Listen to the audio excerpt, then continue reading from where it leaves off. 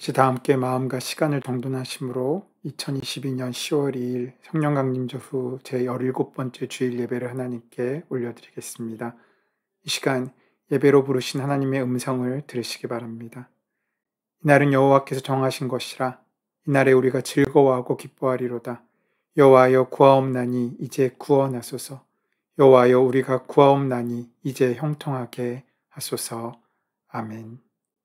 존귀하신 하나님, 오직 하나님께만 찬양과 경배와 예배를 올려드립니다. 죄로 인해 죽을 수밖에 없는 저희들을 구원하여 주실 뿐만 아니라 하나님께 예배할 수 있는 특권을 허락하시니 감사합니다. 그 십자가의 공로에 의지하여 거룩한 성소에 나와 가장 귀하고 아름다운 곳으로 하나님께 예배를 드립니다. 주님께 드린 우리의 마음과 헌신과 물질과 봉사를 받아주시옵소서. 주님께서 허락하실 풍성한 은혜를 사모하며 예수님의 이름으로 기도드립니다. 아멘.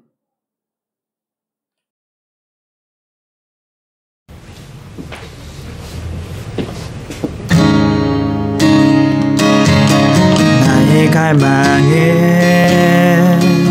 주께서 나라의 듯 나도 주님을 온전히 아는 것 나의 갈망은 주를 사랑하듯 나도 주님을 사랑하는 것 주 얼굴 보게 하소서 주 더욱 알게 하소서 주님의 눈에 비춰진 아름다운 보리 주 모든 것 주셨으니 주 영상 담기 위하여 나의 모든 것을 주님께 드립니다. 나의 갈망은 내 모든 삶을 사랑의 제사로 주께 드리는 것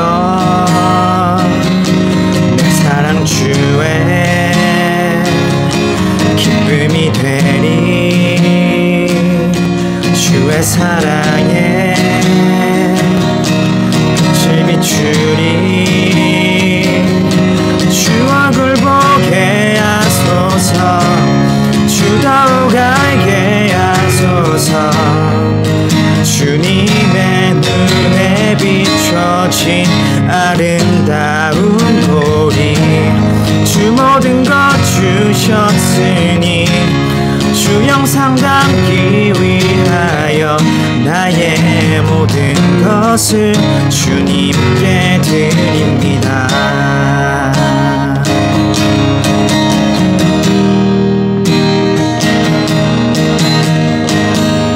하늘보다 높으신 주 사랑 바다보다 넓으신 주 사랑 나를 향한 크고 높으신 사랑 헛되고 헛된 그 모든 것 내게서 멀리 거두셨네. 나의 수치 찬양되었네. 하늘보다 높으신 주 사랑 바다보다 넓으신 주 사랑 나를 향한 크고 높으신 사랑 헛되고 헛된 그 모든 것 내게서 멀리 거두셨네. 나의 수치 찬양되었네. 영원히 감사드리리 주님의 그 은혜 날 찾아주신 그 사랑 오 주님 내 전부 사랑해요 경배해요 나 주 위에 살리 영원토록 신실하신 주 사랑을 전하리 하늘보다 높으신 넓으신 주 사랑 바다보다 넓으신 주 사랑 나를 향한 크고 높으신 사랑 헛되고 헛된 그 모든 것 내게서 멀리 거두셨네 나의 수치 찬양되었네 영원히 감사드리리 주님의 그 은혜 날 찾아주신 그 사랑 오 주님 내 전부 사랑해요 경배해요 나 주 위에 살리 영원토록 신실한 신주 사랑을 전하리 하나님께서 세상을 사랑하사 독생자를 주셨으니 믿는 자는 영생을 얻으리 하나님께서 세상을 사랑하사 독생자를 주셨으니 믿는 자는 영생을 얻으리 난 믿네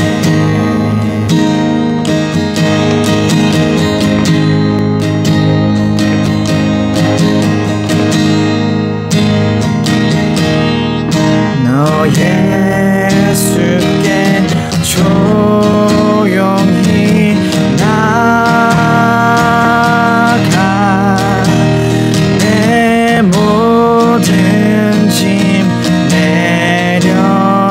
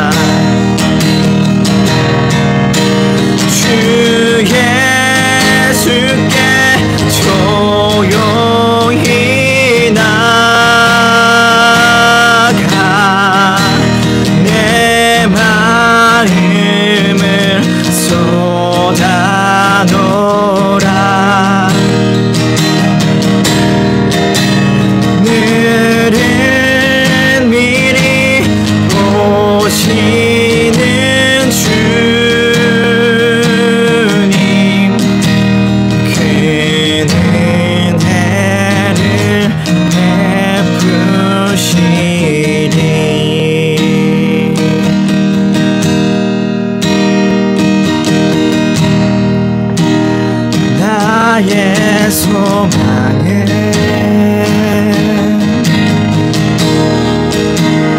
나의 바램은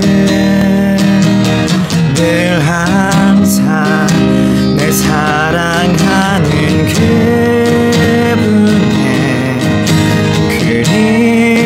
그림자로 늘 남는 것 나의 도움과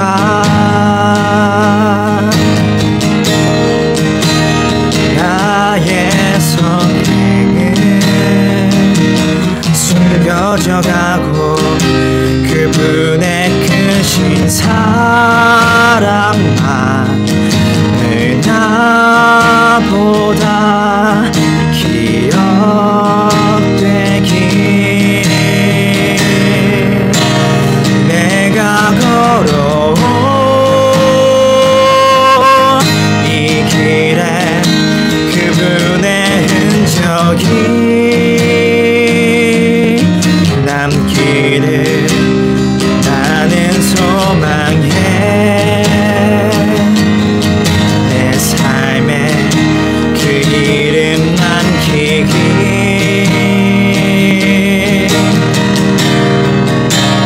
나의 뒷모습 속에서 그분의 뒷모습 보이길 나는 기도해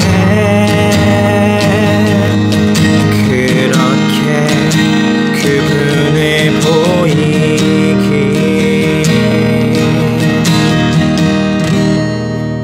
아멘.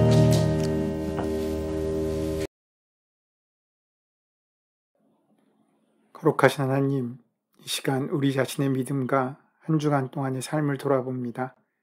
육신의 편안함과 안일함에 갇혀 말씀과 기도 생활을 멀리했습니다.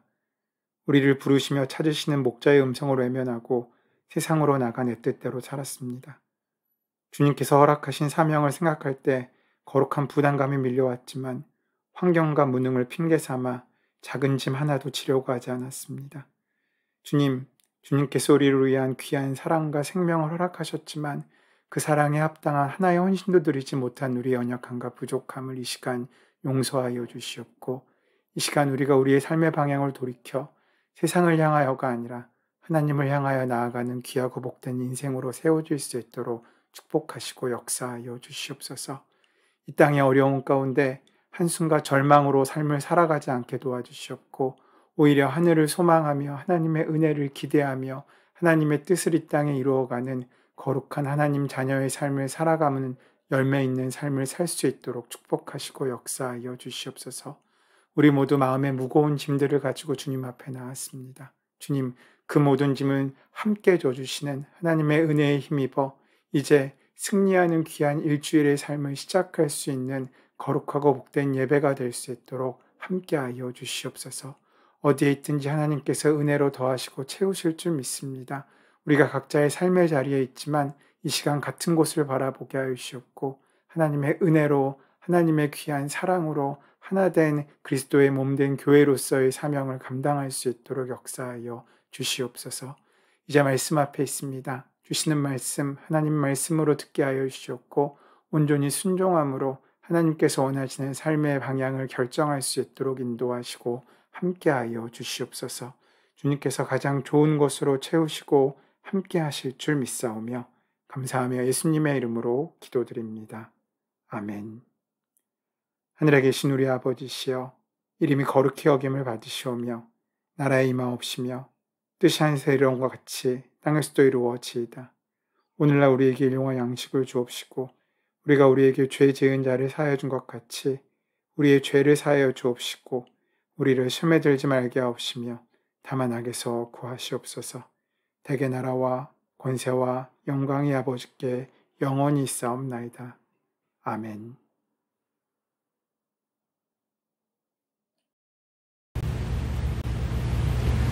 오늘 허락하신 말씀은 사도행전 16장 11절로 15절까지 말씀입니다.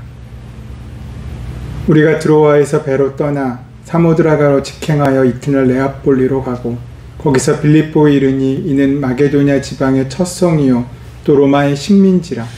이 성에서 수일을 유하다가 안식일에 우리가 기도할 곳이 있을까 하여 문밖 강가로 나가 거기에 앉아서 모인 여자들에게 말하는데, 두아디라 시에 있는 자색 옷감 장사로서 하나님을 섬기는 루디아라 하는 한 여자가 말을 듣고 있을 때 주께서 그 마음을 열어 바울의 말을 따르게 하신지라. 그와 그 집이 다 세례를 받고 우리에게 청하여 이르되, 만일 나를 주를 믿는 자로 알거든 내 집에 들어와 유하라 하고 강권하여 머물게 하니라. 아멘. 하나님께서 우리를 혼자 두지 않으십니다. 창세기를 보면 하나님께서 아담이 홀로 있는 것을 안타깝게 여기시면서 여인을 만드시고 그에게 부여하신 명칭이 있습니다. 그것은 돕는 배필입니다. 돕는 자는 도움을 받는 사람을 전제로 존재합니다. 바로 짝이 있어야 의미가 있는 것입니다. 주는 자와 받는 자가 존재해야 도움이라는 것이 의미가 있기 때문입니다. 하나님을 이해하기 위해서 가장 중요한 요소도 이 짝의 원리, 동역의 원리입니다.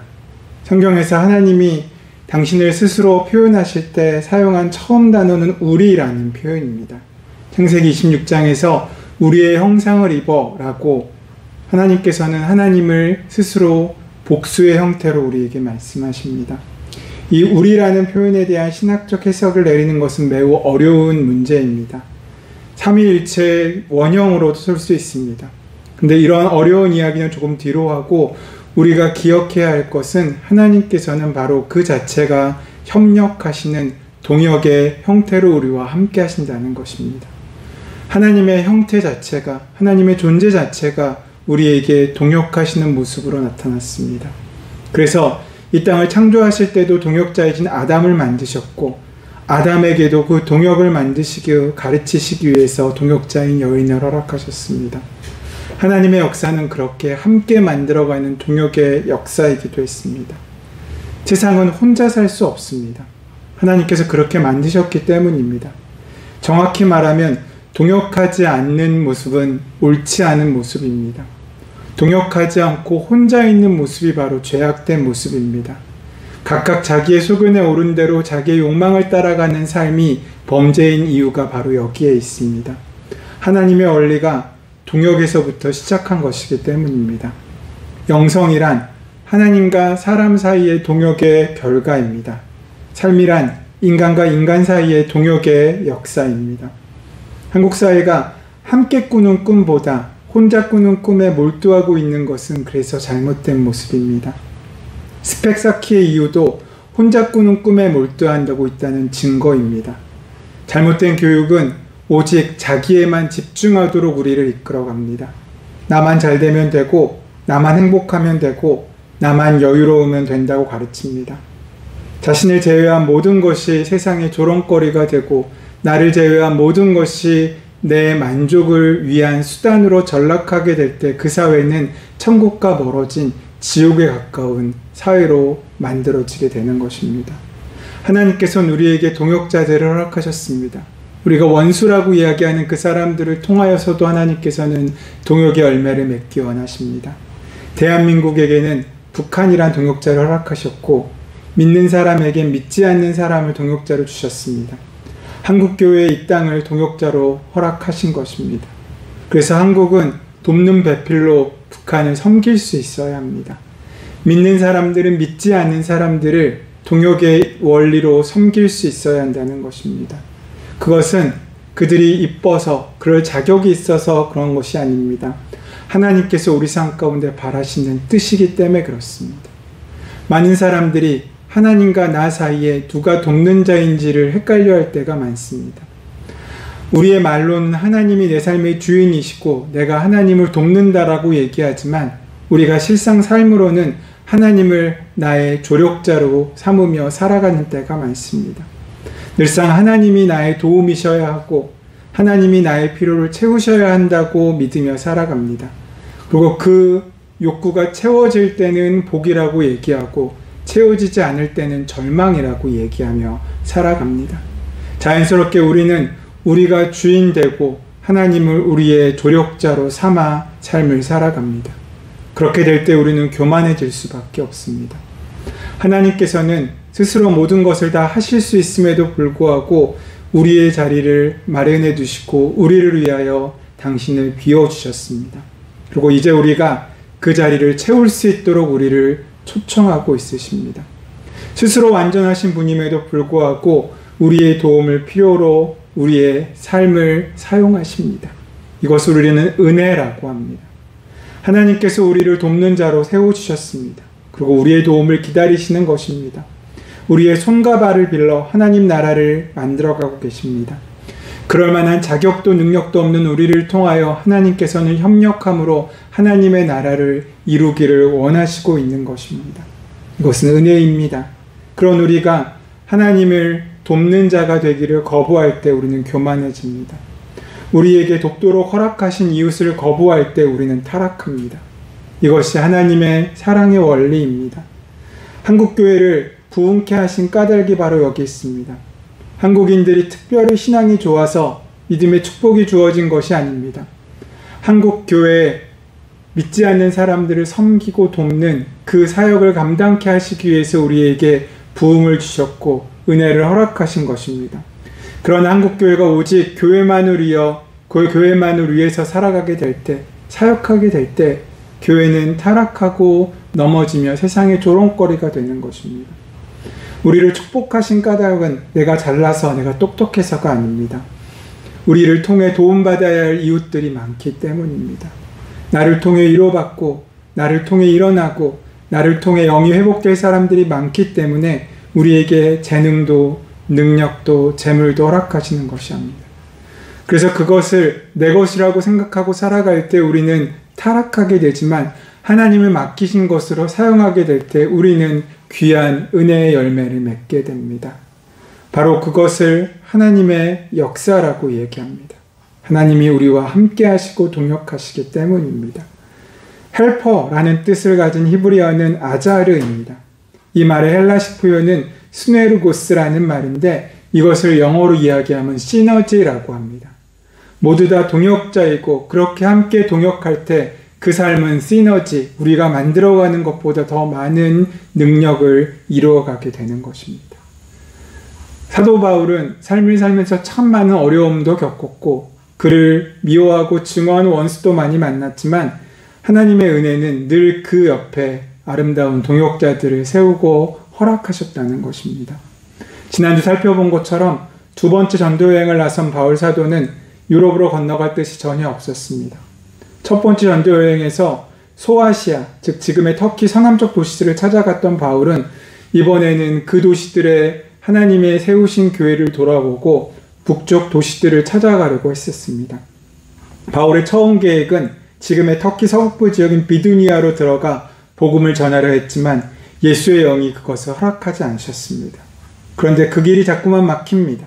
거듭 문이 막히는 것을 경험하면서 혹시나 성령께서 막으시는 것이 아닌가라는 생각이 들고 그는 기도하게 되었습니다.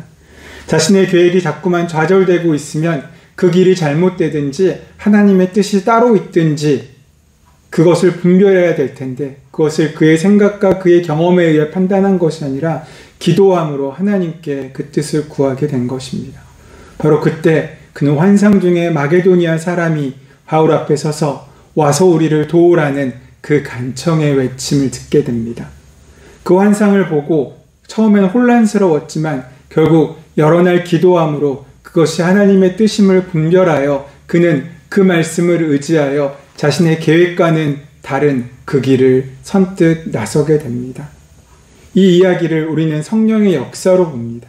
성령은 바람처럼 우리에게 임하셔서 우리를 이끌고 가십니다. 돛담배를 생각해 보면은 바람에 맞서는 것은 어려운 일입니다. 바람에 맞서는 배는 결코 앞으로 나갈 수 없습니다. 순풍의 돛담배라는 말처럼 바람이 부는 대로 그 방향을 향하여 우리의 방향을 정할 때 우리는 힘차게 앞을 향해 나갈 수 있는 것입니다. 바울이 처음 계획했던 방향으로는 그는 나갈 수 없었습니다. 그것은 성령께서 이끄시고 원하시는 방향이 아니었기 때문입니다. 행로를 정할 때마다 역풍이 불었습니다. 그것도 아주 강한 역풍이었습니다. 바울은 한 발짝도 내딛지 못하고 그 자리에 머물 수밖에 없었습니다. 그러던 중 그는 환상을 통해 성령의 바람이 불려는 방향을 알아챕니다. 역풍은 우리의 삶을 방해하기도 하지만 우리의 방향을 바꾸는 순간 우리에게 순풍이 되어 우리의 삶을 더욱더 힘차게 나아갈 수 있게 만들어주는 것입니다. 그 인도하심에 따라 바울은 유럽의 관문이라고 불렸던 빌립보에 도착을 합니다. 하지만 사도 바울 일행은 마게도니아인 빌립보에 도착해서 또 막막해짐을 경험합니다. 분명 하나님께서 이끄신 길입니다.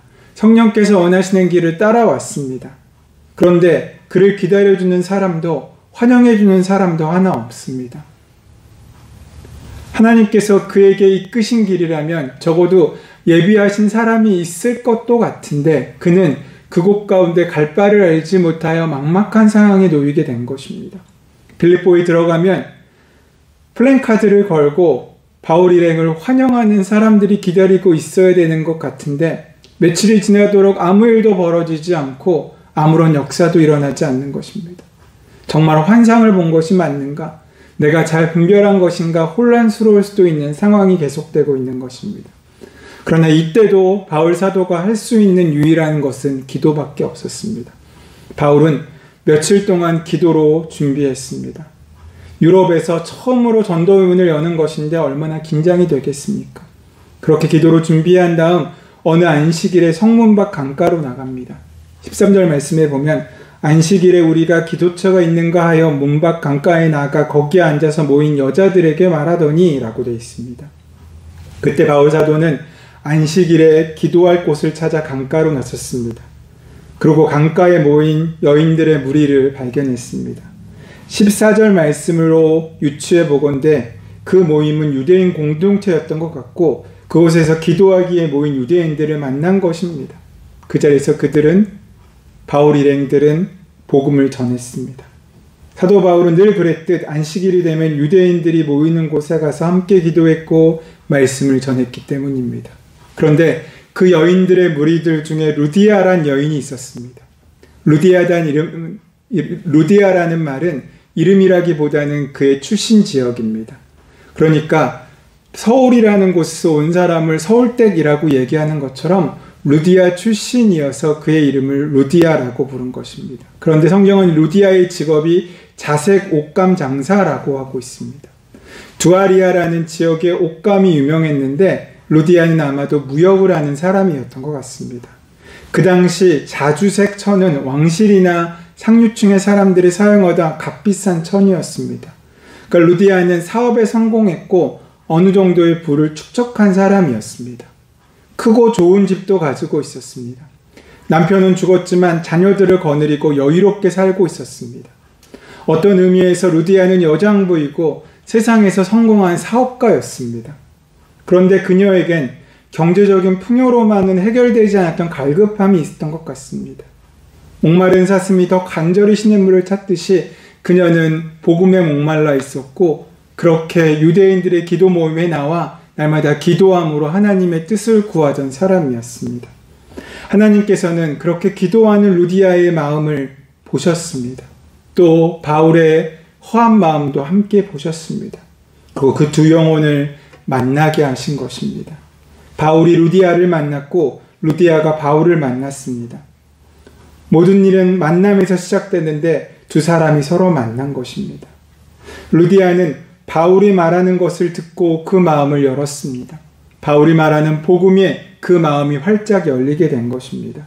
물론 성령께서 루디아의 마음을 열게 하셨지만 루디아도 자신의 마음을 연 것입니다. 어떤 사람은 성령께서 마음을 열도록 감동케 하지만 끝까지 굳게 그 마음의 문을 닫고 있는 사람들도 있습니다. 다른 사람이 말을 할 때 마음과 귀를 열고 다른 사람들의 말에 주의 깊게 듣는 것은 무척이나 중요한 일입니다. 루디아는 마음을 활짝 열었습니다. 자신의 선한 의지로 그 마음을 활짝 연 것입니다. 그리고 바울의 복음을 듣습니다. 바울이 복음을 전할 때마다 루디아에게 일어난 일을 사도행전의 저자인 누가는 이렇게 기록하고 있습니다. 14절 말씀에 주께서 그 마음을 열어 바울의 말을 청종하게 하는지라. 주님께서 내 마음을 열어주셨지만 내 마음을 여는 것은 나 자신의 의지이기도 한 것입니다. 요한계시록 3장 20절 말씀에 주님께서는 우리에게 이렇게 말씀하십니다. 볼지어다 내가 문 밖에 서서 두드리노니 누구든지 내 음성을 듣고 문을 열면 그에게 들어가 그로 더불어 먹고 그는 나로 더불어 먹으리라. 그곳에 수많은 여인들이 함께 있었고 함께 기도했고 함께 바울을 만났고 바울의 설교를 들었지만 오직 루디아만이 믿음으로 반응한 것입니다. 모두 같은 말씀을 들었지만 모두가 같은 반응을 한 것은 아니라는 것입니다. 거기에 있던 많은 여인들 가운데 오직 루디아만이 하나님의 부르심에 온전히 응답한 것입니다. 루디아는 마음을 열었습니다. 그리고 그 말씀을 듣고 순종했습니다. 마음을 열고 말씀을 듣고 순종하는 사람은 복 있는 사람입니다. 말씀의 마음이 열리고 진리의 마음이 열리고 예수님에게 마음이 열린 바로 그 사람이 복 있는 사람이라는 것입니다. 그런 사람을 하나님께서는 사용하십니다. 그런 사람과 동역하십니다. 바로 지금 우리에게 하나님의 말씀이 전해질 때 마음을 열고 하나님의 말씀을 듣고 순종하는 사람이 있습니다.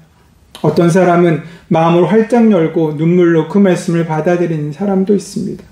그런 사람은 복 있는 사람입니다.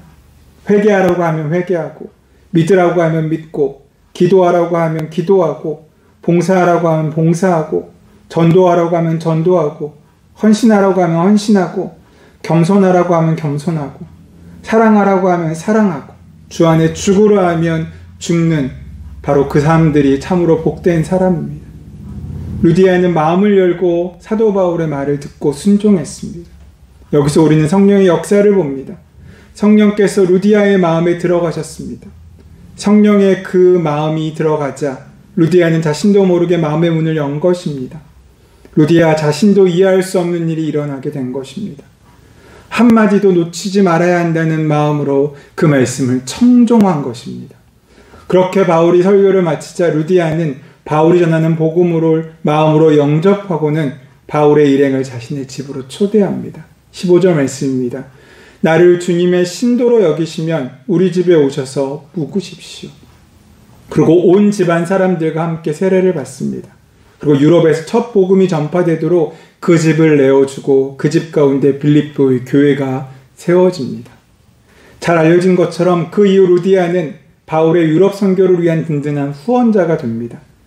수 안 좋은 사업가로만 기억될 뻔했던 그 여인은 유럽 선교의 문을 연 사람으로 기억되고 칭송받고 있습니다. 성령의 역사는 이토록 사람의 마음을 변화시키고 그 삶을 변화시키는 것입니다. 우리가 상상할 수 있는 것은 그녀는 자신의 사업을 통해 계속해서 돈을 벌고 그 돈을 사도 바울을 후원하는 일에 사용했을 것입니다. 자기가 왜 돈을 버는지, 왜 사업을 성공해야 하는지도 분명해졌습니다. 지금 하는 일이 바뀌는 것이 중요한 것이 아니라 일을 하는 이유가 바뀌는 것이 중요합니다. 루디아는 예전과 같은 일을 하고 있습니다. 하지만 그 일이 귀하고 가치 있어지는 것은 그 일을 통해서 그가 이루어야 할 일이 무엇인지를 알았기 때문입니다. 하는 일이 바뀐다고 거룩해지는 것이 아닙니다. 갑자기 내 모든 일을 팽개치고 신학교에 가서 목사가 되고 선교사가 되는 것이 거룩한 일이 아니라는 것입니다. 내가 하는 일의 목적이 무엇인지 그 목적을 바꾸는 것이 더 중요하다는 것입니다. 그래서 성경 곳곳에 루디아의 이름은 사도 바울을 돕는 자로 등장하게 됩니다. 유럽은 바울에게는 낯선 땅이었습니다. 하나님께서는 바울을 그곳에 부르시면서 홀로 두지 않으시고 루디아라는 조력자를 예비해 두신 것입니다. 그리고 그에게 세례를 주고 그 삶의 변화를 함께 이끌어 가십니다. 여러분, 세례를 받는다는 것은 의식의 차원에서 머무는 것이 아니라 그 삶의 근본적인 변화를 이야기하는 것입니다. 이제 그녀는 세례를 받고 여전히 계속해서 옷감 장사를 하는 사람이었지만 삶의 목적이 달라졌고 사도 바울과 믿음의 동역자가 되었고 최초의 유럽 교회인 빌립보 교회를 세우게 된 것입니다. 무엇이 루디아의 삶을 바꾸어 놓았습니까? 오늘 본문 두 가지의 말씀하십니다. 복음의 그 마음을 열었고 그녀와 온 집이 세례를 받았다는 것입니다. 그것은 성령의 역사가 온전히 그녀에게 임하셨기 때문입니다. 성령의 숨이, 성령의 바람이 내 안에 들어오면 우리의 본 모습을 깨닫게 되고 진실하게 회개하게 됩니다. 그래서 주님께서는 요한복음 16장 8절에서 이렇게 말씀하십니다. 그가 오시면 죄와 의와 심판에 대하여 세상의 잘못을 깨우치실 것이다. 성령의 숨이 들어오셨을 때 우리는 우리의 죄성을 자각할 수 있게 되고요.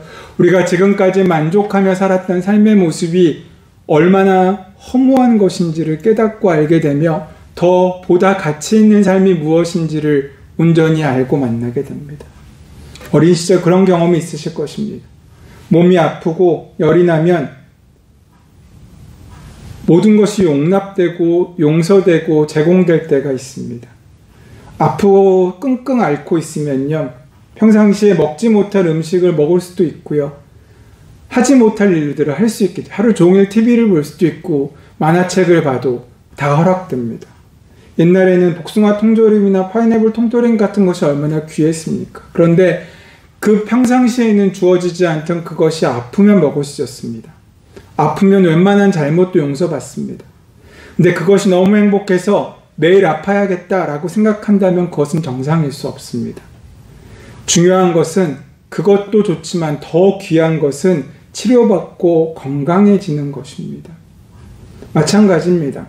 성령의 은혜를 경험한 사람은 새롭고 근원적인 차원에서의 영혼의 만족을 구합니다. 이전에 나를 만족시켰던 것으로 끝나지 않고 더 귀하고 더 좋은 것을 찾게 된다는 것입니다. 루디아가 자기의 집을 빌립보의 선교의 전초기지로 내어놓을 수 있던 까닭도 바로 여기에 있습니다. 이전에는 좋은 집을 구하는 것, 그 집에서 좋은 음식을 먹고 가족이 함께 행복한 것 정도로 만족할 수 있었습니다. 그것이 행복인 줄 알았습니다. 그런데 그런 그가 복음을 듣고 성령의 역사 가운데 세례를 받고 하나님의 참된 기쁨이 무엇인지를 깨닫게 되었을 때, 이전에 그를 만족해 했던 그것을 과감히 수단화해서 하나님께 드릴 수 있었던 것입니다. 더 좋은 것을 얻기 위하여 덜 좋은 것을 포기할 수 있는 믿음이 그에게 허락된 것입니다. 우린 어떻습니까? 세상살이에 쫓겨서 그런 걸 생각할 여유가 없습니까? 그런 생각은 삶의 우선순위를 잘못 정하고 있는 것입니다. 영혼의 만족보다 더 중요한 것은 세상에 없습니다. 자기의 모든 소유를 다 포기하는 한이 있어도 놓치지 말아야 할 것이 바로 이것입니다. 이런 일은 루디아의 경우처럼 주께서 그 마음을 열어주시고 내가 자원하는 마음으로 그 복음을 온전히 들을 수 있을 때 가능한 일입니다. 하나님께서는 그렇게 변화된 루디아를 동역자로 삼으시고 돕는 자가 되게 하셔서 바울의 귀한 선교를 함께 이루어가게 하셨다는 것입니다.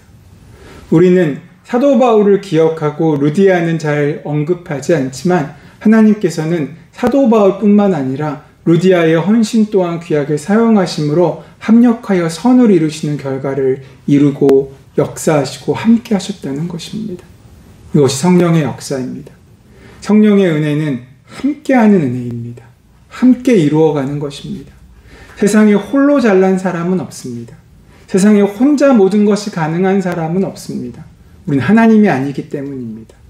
하나님께서는 그런 우리에게 서로가 서로에게 돕는 자가 되고 도움을 받고 도움을 전하는 자가 되기를 원하신다는 것입니다.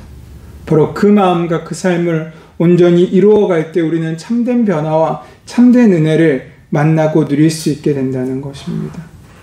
우리 안에 그 성령의 역사가 없으면 우리의 욕망과 상처가 자라나 쓰디쓴 쓴열매가 됩니다. 반면에 성령의 역사가 우리 안에 있으면 성령의 열매가 우리 삶 가운데 맺어집니다. 그래서 바울 사도는 갈라디아서 5장 22절에서 23절 말씀에 이렇게 말씀하십니다. 여러분은 성령께서 인도하여 주시는 대로 살아가십시오. 그러면 육체의 욕망을 채우려 하지 않을 것입니다. 성령의 열매는 사랑과 기쁨과 화평과 인내와 친절과 선함과 신실과 온유와 절제입니다. 이런 것들을 막을 법은 없습니다. 여러분, 이 성령의 역사는 바울에게만 불지 않고 루디아에게만 불지 않습니다. 저와 여러분에게도 붑니다. 마치 이 세상에 바람이 불지 않는 곳이 없듯이 성령의 역사와 성령의 바람은 늘 그렇게 불고 있는 것입니다. 문제는 우리가 그 역사를 인정하느냐 인정하지 않느냐에 달려 있습니다. 또 그 바람을 거스리고 있느냐, 그 바람을 향하여 나가고 있는지에 달려 있습니다. 이 시간 주님께서는 우리의 삶을 온전히 바꾸기를 원하십니다. 때로 바람은 우리가 원하는 곳으로 데려다 주기도 하지만 전혀 계획하지 않았던 곳으로 우리를 데려가기도 합니다. 마찬가지로 성령께서는 때로 전혀 계획하지 않는 곳으로 우리를 데려가기도 하십니다. 바울의 경우처럼 처음에는 그것이 당황스럽고 난처해 보이지만 나중에 확인해 보면 그것이 더 큰 축복의 근거임을 우리는 확인할 수 있습니다. 오늘날 사람들은 더 이상 돛담배로 항해하려고 하지 않습니다. 배를 움직이는 엔진이 발명된 후 사람들은 돛을 버리고 모터를 찾습니다.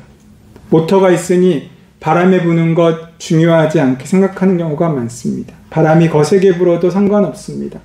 가고 싶은 곳이면 어디든지 갈 수 있을 것만 같습니다. 하지만 중요한 것은 그 엔진을 돌리는, 그 모터를 돌리는 연료는 언젠간 떨어질 수밖에 없다는 것이고요. 그때 우리는 항해하는 것처럼 보이지만 표류하는 인생이 될 수밖에 없다는 것입니다. 하지만 은혜의 바람을 타고 있는 인생은 때로는 바람이 잦아들어 천천히 가고 표류하고 방황하는 것처럼 보여도 결국 바람이 이끈 항구에 온전히 가 닿을 수 있는 삶을 삽니다. 모터보트를 따는 사람은 바람에 대해 신경 쓰지 않듯이 세상의 사람들은 성령에 신경을 쓰지 않습니다. 내가 가진 능력으로 내가 가고 싶은 곳에 내가 원하는 속도로 달려갈 수 있다고 믿기 때문입니다. 이것은 큰 착각입니다. 사단의 속임수이기도 합니다. 인간은 물질로만 행복할 수 없고 물질로만 만족할 수 없는 존재입니다. 인간 스스로 주인이 될 수 없는 피조물이라는 것입니다. 아이러니하게 성령의 바람에 우리의 인생을 맡기고 항해하는 것은 때로는 표류하는 것처럼 보이기도 합니다. 우리 자신의 방법으로 우리가 원하는 대로 우리가 가고 싶은 곳에 갔던 우리의 경험 때문입니다. 그것은 제대로 사는 것이라 생각하고 살지만 결국에 실상은 그 인생은 표류하는 인생으로 전락할 수밖에 없습니다. 여러분, 이 시간 하나님께서 우리의 마음을 온전히 열어주시기를 바랍니다. 그 말씀이 온전히 들려지시기를 바랍니다. 그래서 이 시간 우리에게 허락하신 루디아를 만나고 내가 루디아라면 그렇게 복음을 온전히 듣고 성령의 역사와 바람에 우리 삶을 맡겨 하나님께서 기뻐하신 은혜의 삶을 살아가고 시작하는 은혜가 함께할 수 있게 되기를 소원합니다. 그 은혜와 능력으로 살아가고 그 만남의 역사를 이루는 저와 여러분 되시기를 소원하고 축원합니다. 기도하겠습니다. 은혜의 주님, 우리의 삶이 연약하여 모자라고 부족하여 우리의 힘으로 갈 수 없는 그 길 가운데 있습니다. 하지만 주님, 성령의 역사 가운데 우리의 힘이 아닌 하나님의 은혜로 살아가며 그 은혜가 이끄시는 귀하고 복된 삶을 사는 그 능력을 이루는 귀한 인생으로 설 수 있도록 축복하시고 동행하시고 함께하여 주시옵소서. 주의 은혜가 함께하실 줄 믿사오며 감사하며 예수님의 이름으로 기도드립니다. 아멘.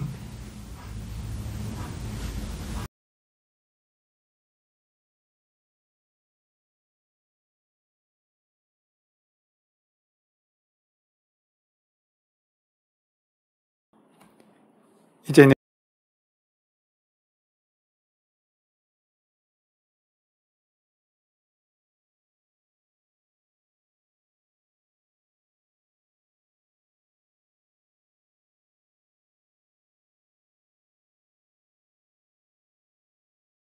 우리 주 예수 그리스도의 크신 은혜와 아버지 하나님의 극진하신 사랑하심과 성령님의 감동 감화 역사 교통하심이 이제 주의 말씀을 기억하고 붙잡고 살아가기로 작정한 사랑하는 만나의 귀한 성도분들의 머리 위에와 그 삶과 그 모든 삶의 계획과 지경들 위에 이제부터 영원까지 함께하옵시기를 간절히 축원하옵나이다. 아멘.